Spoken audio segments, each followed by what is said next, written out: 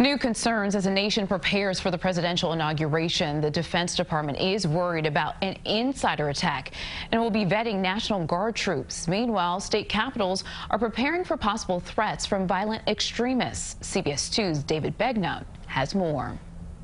Tonight, there is fencing around the state capitol here in Lansing. National Guardsmen surround the building. There were about 100 people who showed up today, and roughly a dozen came armed. This man was one of them.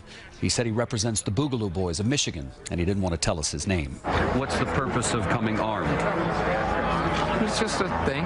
You know, it's kind of our thing. It's what we do. Are you anti-government? I mean, not exactly. We don't like the massive overreaches of a lot of branches of the government today. Are you far right? No. Are you extremist? No. Are you a militia? I mean, not really.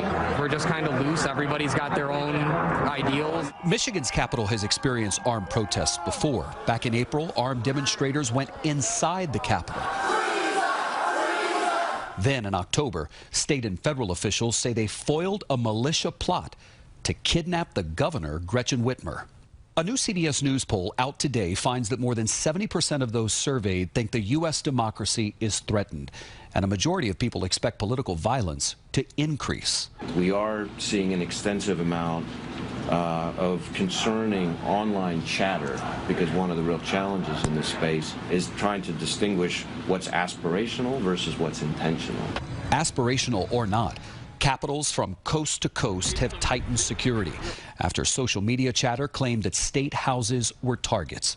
Georgia put Humvees and snipers around its capital, but no protesters showed up there, or in fortified Madison, Wisconsin.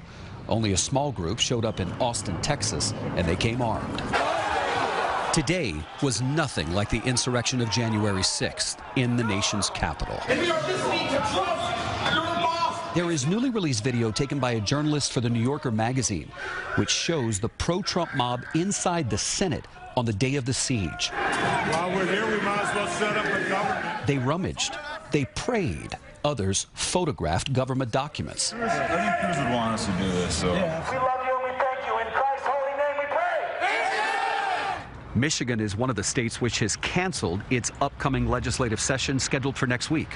The reason? Credible threats. David Begnaud, CBS News, Lansing.